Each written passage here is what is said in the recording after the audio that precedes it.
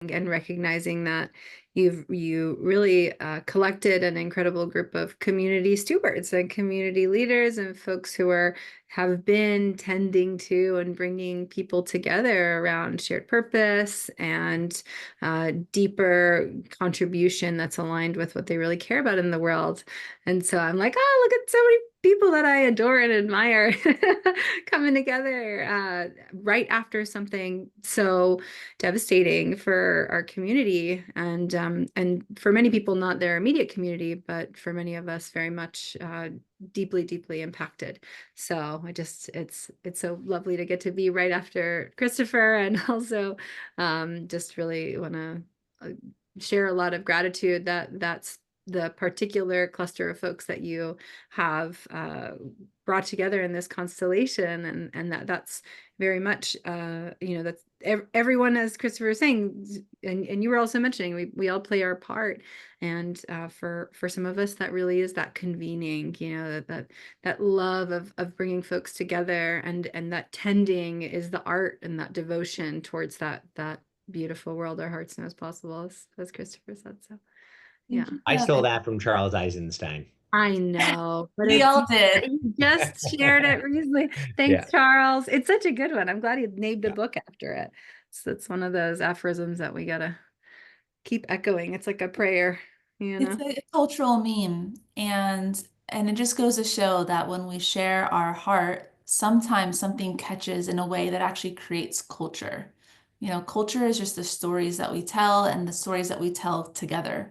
And so Charles happened to write this piece that even I believe in Maria Chavez did a meditation earlier and she spoke those same words. And I think this is the fourth time that those words have been spoken. I'm pretty sure Lucian Tarnowski also spoke those words. And so shout out to Charles Eisenstein, but really what he did is give voice to what something that we're all feeling and then give us something that we can all attach to and tell a story around, which is so important. So, okay, Christopher, I'm kicking you out of here, even though we could have a great panel conversation next time. Catch up soon. I love you. Mm.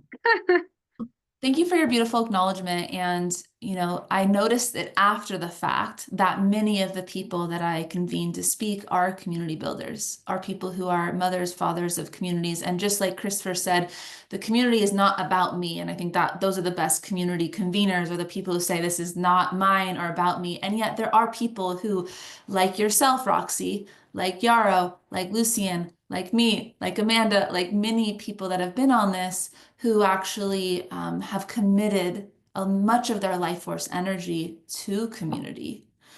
And and that's been a big theme actually of all of the conversations, is community, is relationship. And so I'm curious what you've learned, you know, doing Design Science Studio and the different ways that you've convened people, and you actually are personally friends with many people who consider themselves community organizers, right? Like your world is very community related, or prioritizing of community, I should say. What is something that you've learned about community, the power of community, and the importance of being willing to convene people? Thanks for asking that question, love.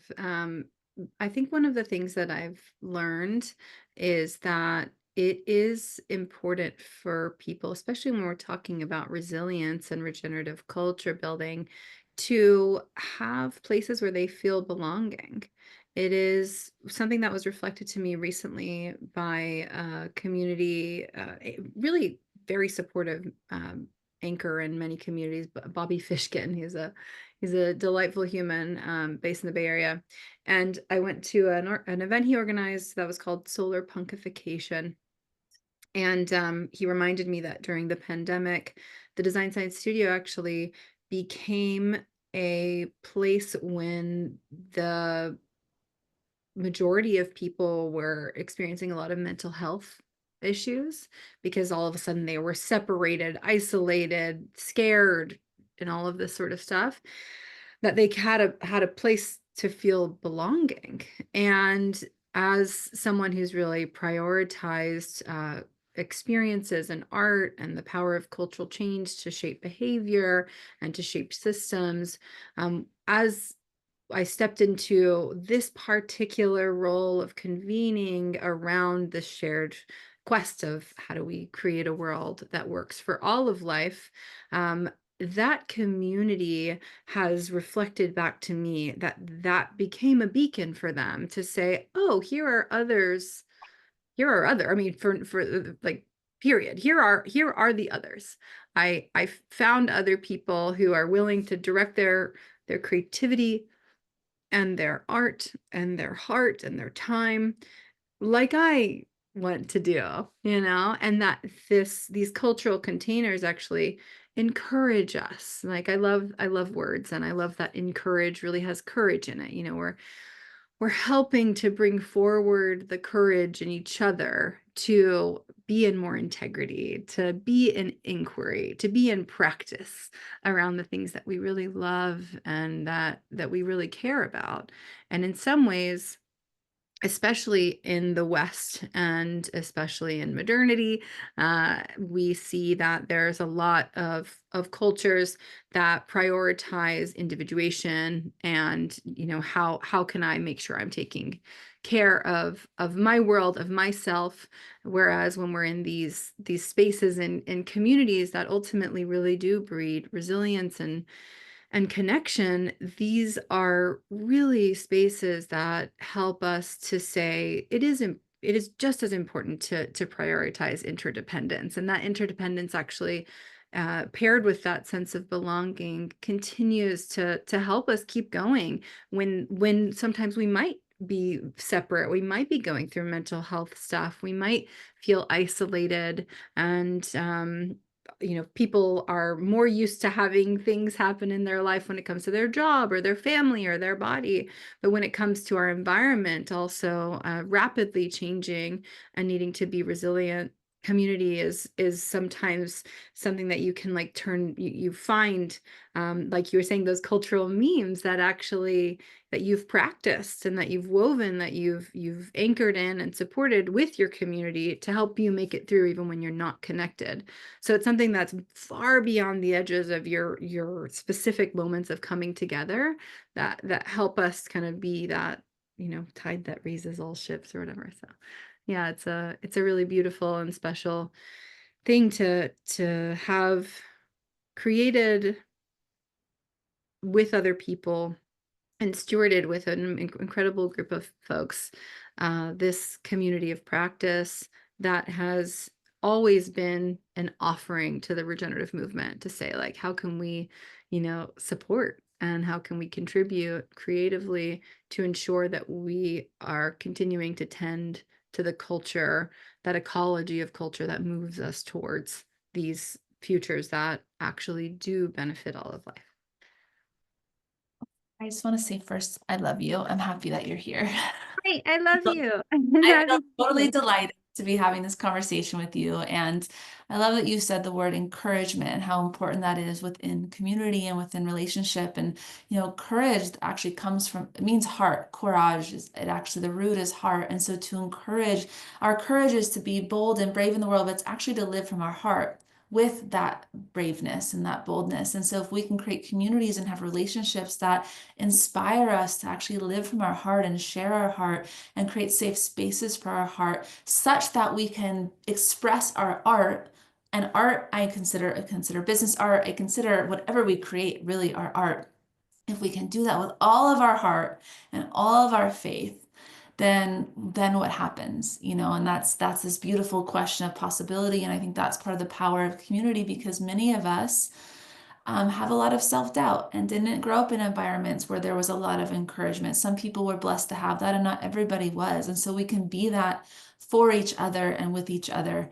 And there's a lot we could say about community. It's come up quite a bit. One of the intentions of this conversation is to both speak about integration and also integrate some of the conversations that's been happening. I want to pull out some of the themes. Yeah, well, if you'll let me, I actually did my homework. I prepared.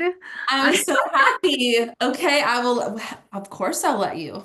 But of course, you've been like, I've been it like late at night, re-listening and reading through what was happening, because unfortunately during the sessions I was deep inside of like strategy meetings, actually mostly for the design science studio, and also this other event that's happening on Saturday called Nourish, an immersion that I'm leading. But yeah, I did my homework, so maybe we can do this in conversation, because I was really feeling into all that's been explored. This is like a very multidimensional way of touching into resilience, from the personal to the organizational and like all the way to the systemic.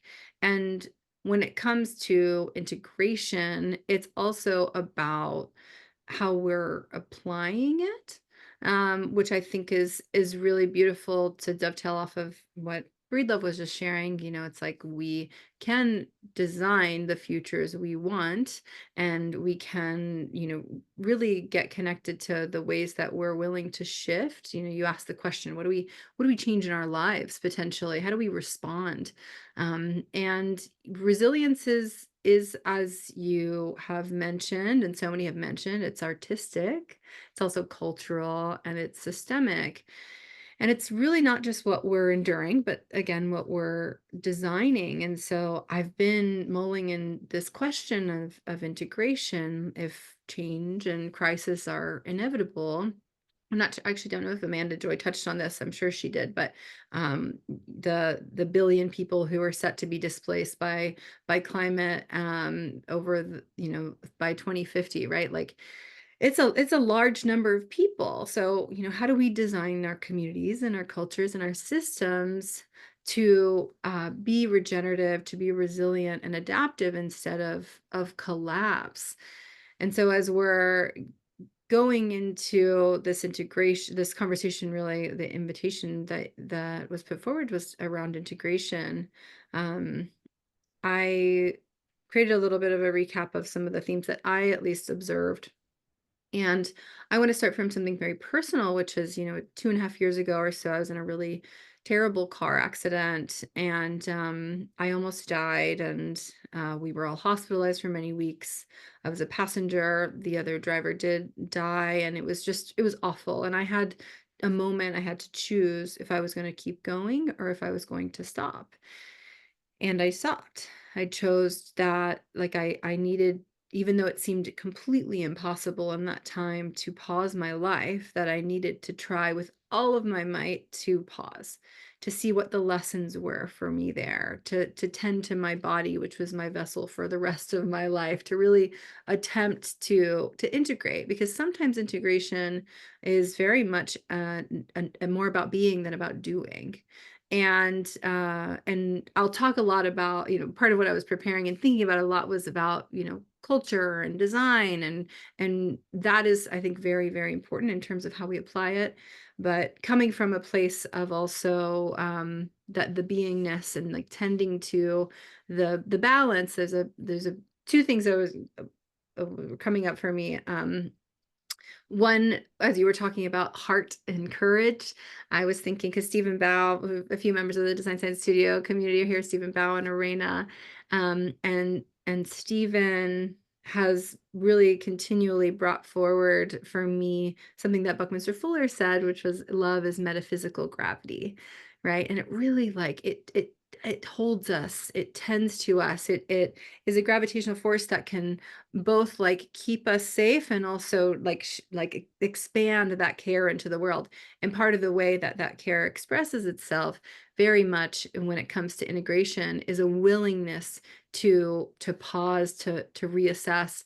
And that's a privilege sometimes, very, very much. There's so many people who our parents who, are not in like a good financial place for many, many reasons. Their house burned down. Like, how do I stop all of a sudden? What are the micro versions of that and the expansive versions of that? And where can we invite that in? And that fight or flight stuff that Ganga and Seth were talking about, it's really, really true when it comes to trauma. And it's also like a culture that's always saying go, more, future, all the time. It doesn't encourage us to stop, slow, look, integrate, pause, silence, reflection, and it tells us it's not possible. And the urgency of the crisis, multi-crises, the poly-crises, the meta-crises that we're in also really say like, ugh, like it pulls us into like, oh, there, I can't possibly stop. But resilience isn't just about that action. It really is about that rest and reflection and restoration, because rest in itself is a radical form of resistance against the systems that deplete us.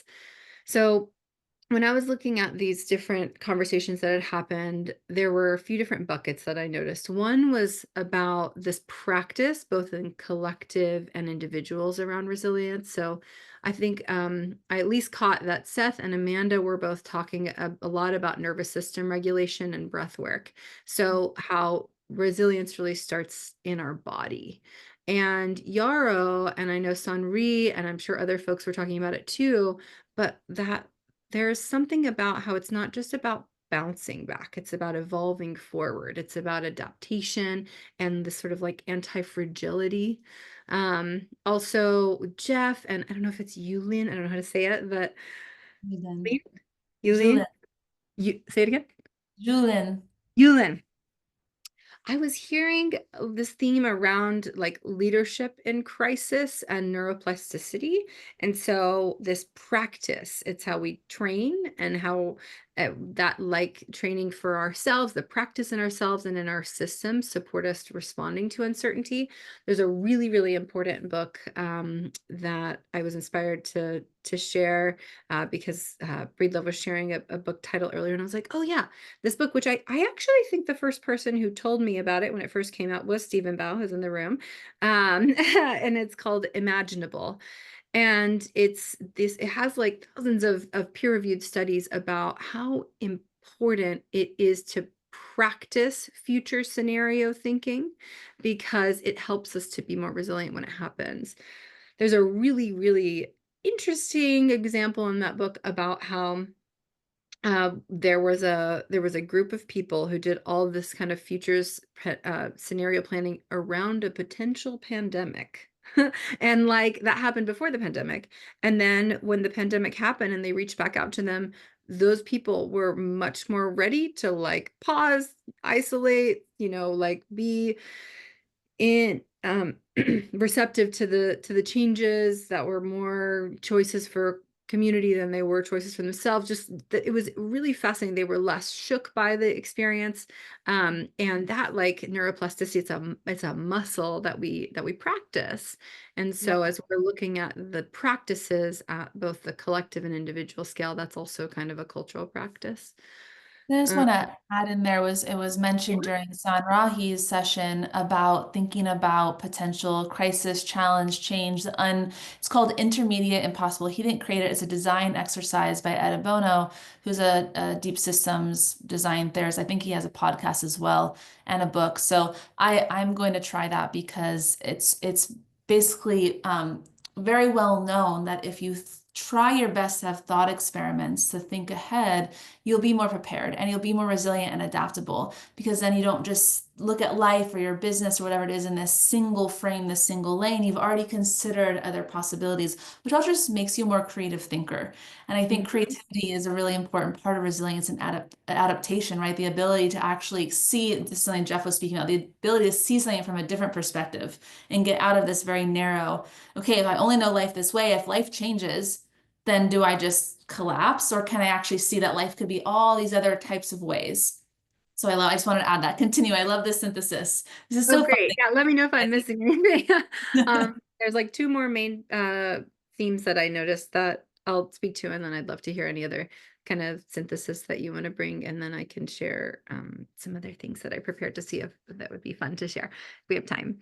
So the two other main buckets, one was around just the broader theme of how we're applying resilience across systems, community, and business. And there was a really great like a series of people touching on how nature doesn't just survive, it's adaptive, it's thriving, it's regenerative, it's really based in living systems and design science, and how resilience is also super relational. So it's about deep trust and shared responsibility. Breedlove was just talking about this, right? And so Yarrow talked about this, and Lucian talked about this. Like, resilient communities help to build that trust and collaboration through practice.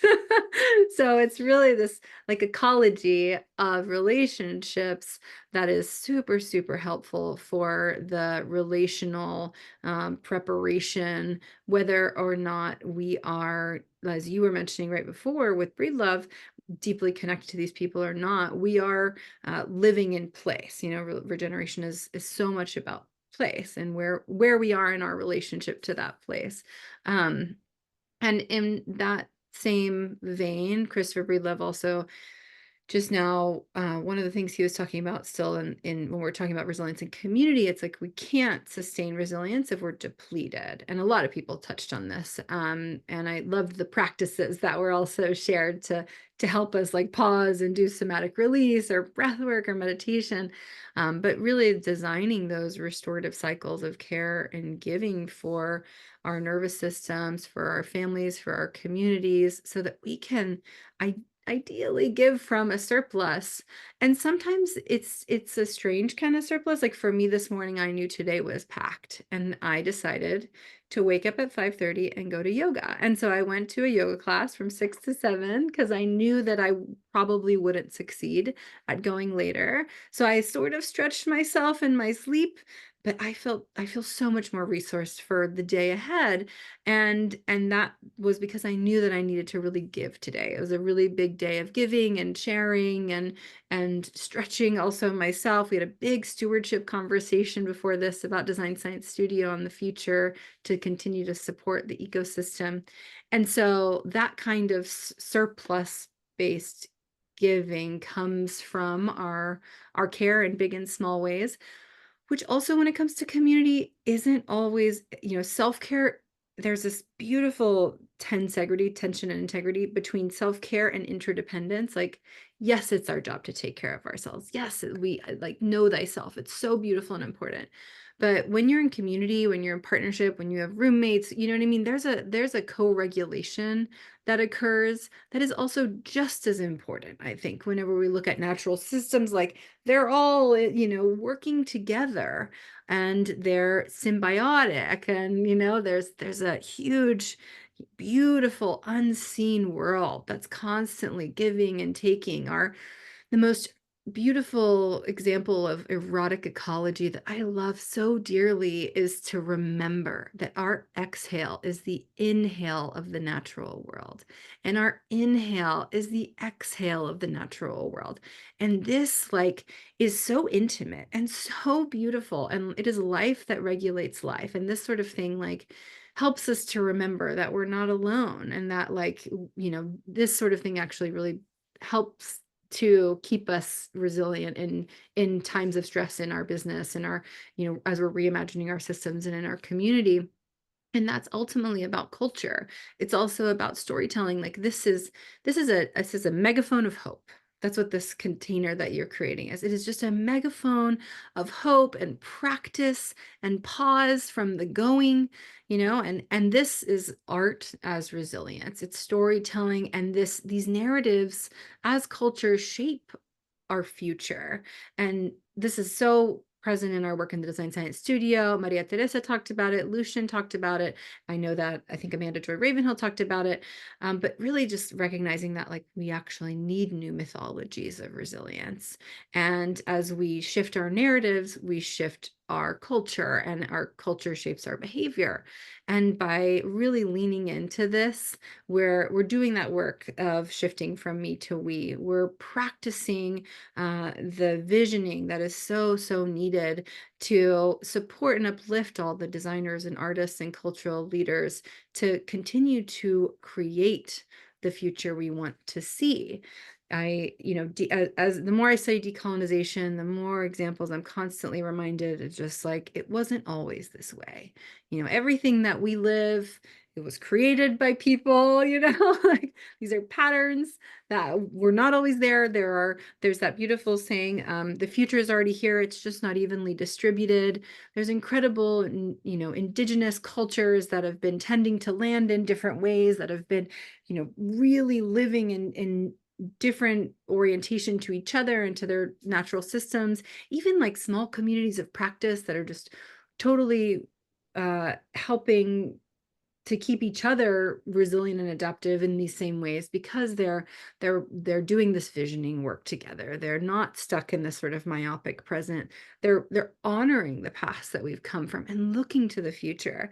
There's that beautiful Bucky quote that says, "The best way to predict the future is to create it," right? And so if that's what we're doing, is we're saying, how do we say, like, this was, terrible, and how could we have been more resilient? Let's honor all the effort that we made. Let's thank goodness there was a strong community in Topanga that stood in a line at a friend's property to protect, places that were cultural centers.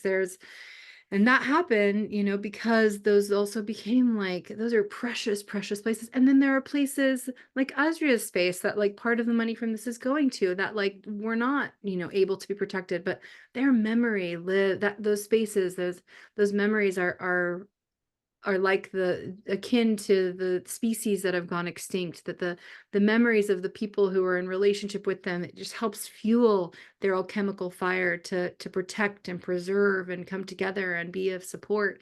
And so, like, if we're looking at resilience as something we can design, it's something that we can cultivate.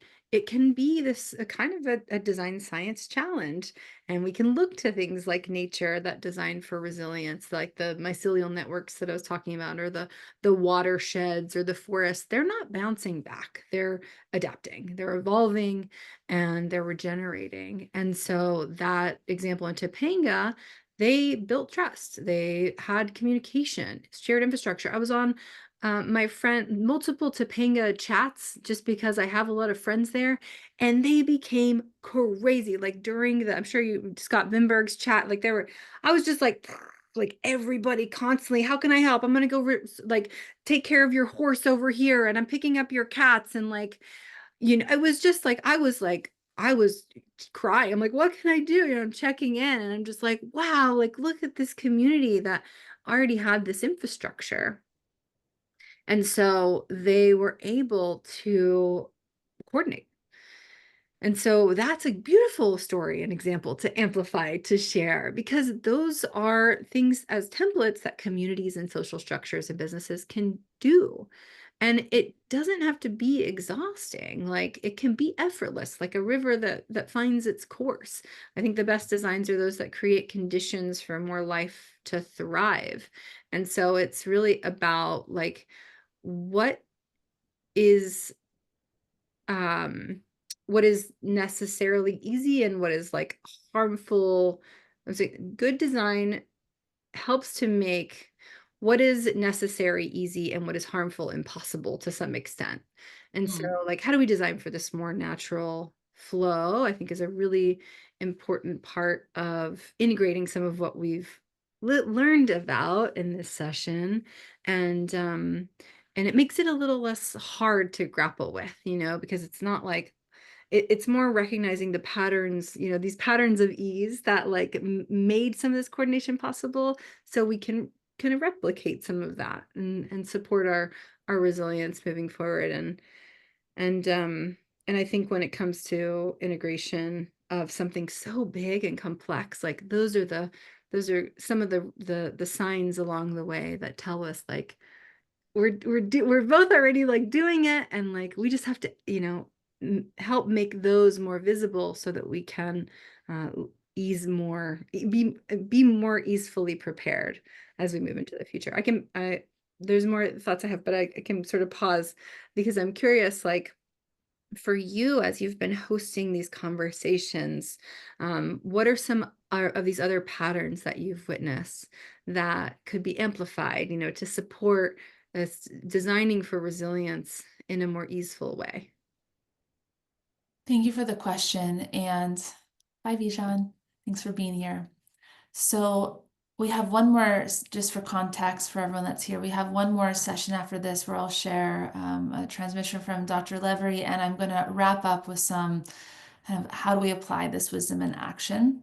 And so since I only have about 5 minutes with you, rather than answering that now, what I'm going to do is actually underline a couple things that you said that I think are a synthesis and are really valuable for how we apply. And then I want to give it back to you because I know you've prepared some thoughts. And so I just want to give you the mic as much as possible. But there's two things that you said that I think are a synthesis, and they've come up in different ways, and I want to highlight them. You first spoke about integration as not a doing, but a being, listening, resting, being quiet. And there's been a number of people who've spoken about, rhythm and living systems and looking to nature as our greatest design inspiration. So the other thing you're talking about is design. And there's many people who've spoken about being willing to be a designer, like, and seeing yourself as a designer, whether you're designing cities or designing communities or designing your household or designing your own life. Like Ganga was speaking about the rhythms of her own life and actually focusing first on designing her life the way she would want it with her family, and then seeing what work falls into that design, not the other way around. Amanda Joy Ravenhill speaking about systems design. So design came up quite a bit. And actually, when I spoke with San Rahi, off of this, he's doing a lot of work around regenerative, innovative cities and designing cities. And I was speaking to him about my work I do with organizational consulting and organizational psychology and this event. He's like, you are designing, like you are designing culture and city through this work. And so what I got from that and from this moment is just really seeing ourselves as designers, as people who are shaping the world that we are living in, and that we have the ability to shape that. But the reason I want to connect those two is because sometimes thinking about impacting change or affecting the future or designing feels like a lot of activity. And it often is. However, I think great design comes from a rested system, comes from deep listening, comes from the integration, comes from the quiet, comes from being out in the beautiful redwoods like your gorgeous background is. And so they're not separate and it's not one or the other. And we do need to be engaged and have activity, like be in action. Love is action. And if we're doing that from a depleted cup, it actually can become a drain on the ecosystem.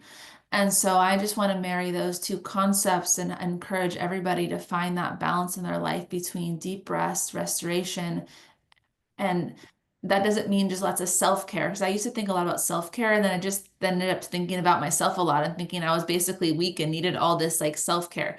So also being aware that there's like a balance between sometimes self-care is actually just giving and contributing and getting out of yourself. However, we all need that time to be quiet and just listen and create and make art such that we can actually steward good design.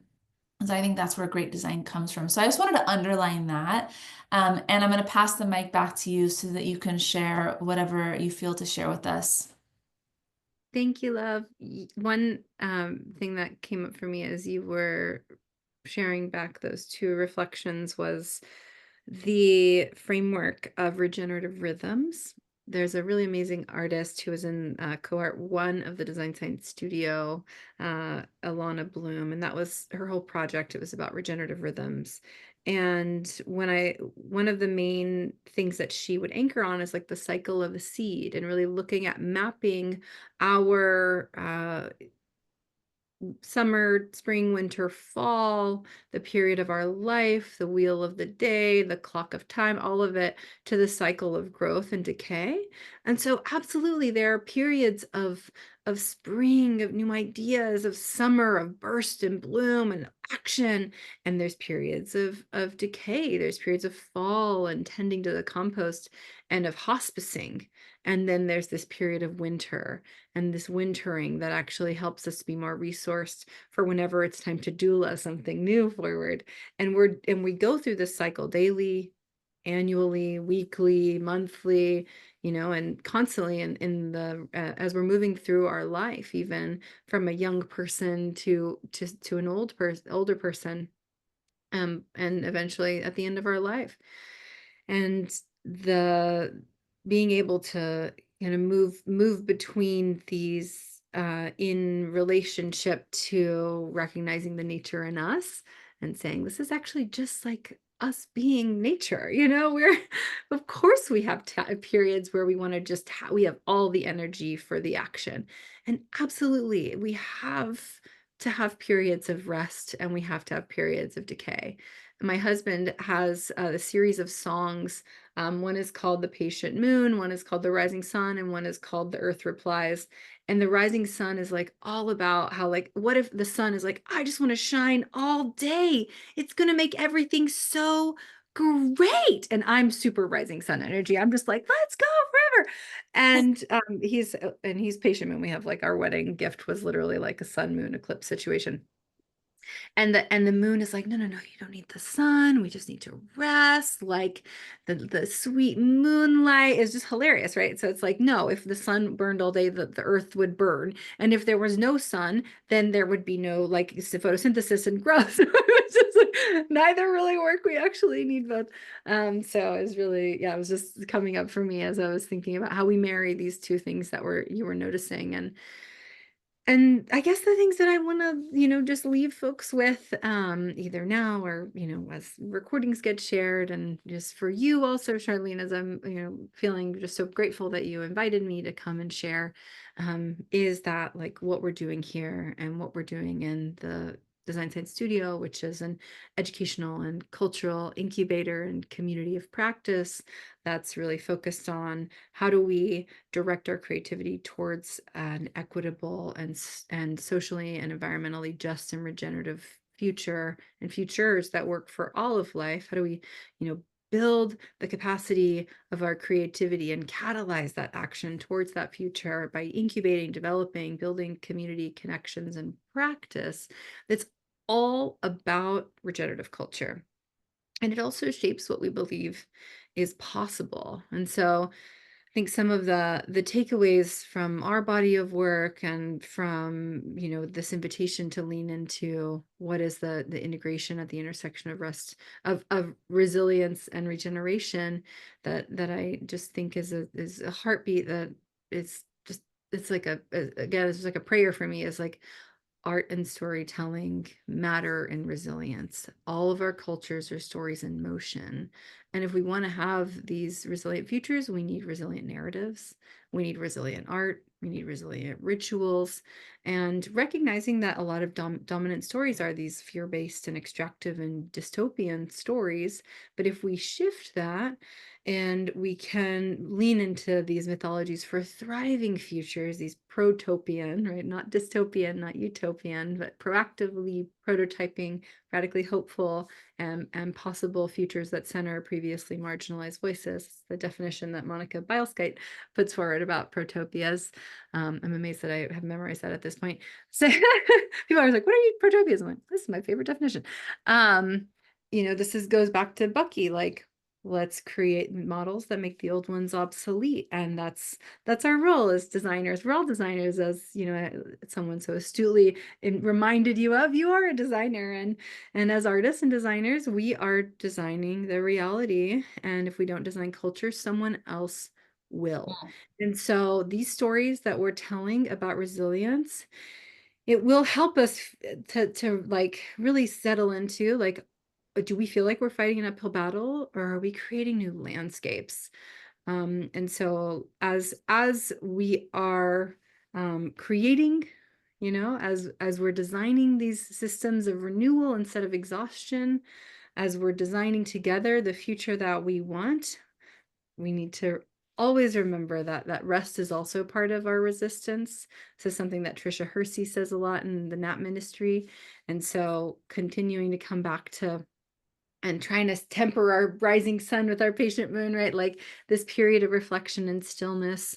And like if we're really tending to cultures of regeneration, honoring this like slowness and cycle of creation is so important. And we've actually been in a period of rest for the last months in the Design Science Studio, and we're about to go into a period of creation to invite the next cohort. So if folks are interested in coming together and incubating and weaving with other designers and visionaries and artists to help to cultivate a thriving future in a community of practice, the Design Science Studio is a great place to do that. And it's really easy to find us. It's literally just designscience.studio. So Yeah, I just one little thing I keep mentioning Bucky, but I didn't say for anyone who doesn't know, design science is short for comprehensive anticipatory design science. So starting with the whole looking ahead, designing with intention, and doing these experiments is really what it's about. It's a methodology, and Bucky's, like I feel that seed within me that I shared earlier, it's like the best way to predict the future is to create it. So it's such an exciting thing to feel and integrate this experience that you have cultivated for so many people, to have this invitation to practice together and to share all these insights, to remember that none of us have it all, but together we really do. And thank you, Charlene, for taking all the time and the vision that you have to really help bring people together around how do we integrate what just happened in these fires, you know, integrate what's happening in the United States, in this country, um, and take that in the alchemical fire and put all of that towards creating another way forward. Mhm. Thank you for your beautiful words, your synthesis, for taking the time to find some patterns um, and sharing your heart and the good work that you're doing with the Design Science Studio. And for anyone who doesn't know who Bucky is, because some people might not know what you're talking about, Buckminster Fuller, just for context, you never know. It's so funny when you're in a shared culture, there becomes these little acronyms and little short, and it feels so familiar to each other, but you never know. And so if you kept being like, what's Bucky? Buckminster Fuller. And great, yeah, incredible work from Buckminster Fuller that Amanda Joy Ravenhill, who we heard from, has forwarded his work immensely in these times and is now informing what you guys are doing to create these experiments and support artists to tell new stories. And that has been a theme throughout, is certainly what are the stories that we tell ourselves first and foremost, that we say about ourselves, that we also say about the future, what's possible, that we say about humanity. And I just want to also finish this by thinking about Mia, is something in what you said earlier. Mia Magic spoke about how if we look to many indigenous tribes and cultures, we can see that we were in right relationship with Earth and there was harmony. And so this kind of the saying that humans are like parasites is not actually our who we really are. It's not actually our nature. It seems perhaps natural right now, but it's not our nature. And so what's possible is that we can design a better way forward that has us thrive and has our loved ones thrive and has the world thrive. But what I heard and what you were sharing and what so many people shared is that while resilience is relational and life is really about service and giving, it also starts with just how we tend our own little world. If there's not peace in our own home, if there's not harmony in our own home, if there's not harmony in my own, how am I supposed to create that out in the world? And so it's very much personal and collective. And I feel like you did a beautiful job of bridging those two together. And I have to let you go, even though we could have a conversation for much longer because I have one more thing to wrap this up. But thank you so much, Roxy. You've shared how to connect to Design Science Studio. Would you like people to connect with you personally, or are you sending Oh, everybody? sure. Of How can course. people connect with you? Yeah, probably the easiest way. I mean, I manage the Design Science Studio Instagram, so you can always just message the Design Science Studio Instagram and I'll see it. Or you could email me. My email is Roxy with an I, Roxi, at habritual.studio, which is the word habit and ritual together. So HAB ritual.studio. That's my email. Yeah. And you can also message Charlene and give him my phone number, whatever. I'm an open book as much as possible. It's true. Try. You know what's it's so funny? You connected with Christopher Breedlove, even though we've met years ago. And then a woman texted me, WhatsApped me, and said, "Your event looks so awesome. Can you connect me with Christopher Breedlove?" And that's happened multiple times, different versions of that. But I just want to say, I don't know what her reason is yet, but there's probably a good reason. And so I just love the network effect. So thank you for being part of the network effect and for being here, and for bringing your care and your joy. I love you. I appreciate you. And may this next cohort of Design Science Studio be so successful. Thank you, love. Thank you for championing us. And I love you so much. And I'm excited to see how the rest of this goes. Love you. So Thank bye, you. honey. Bye.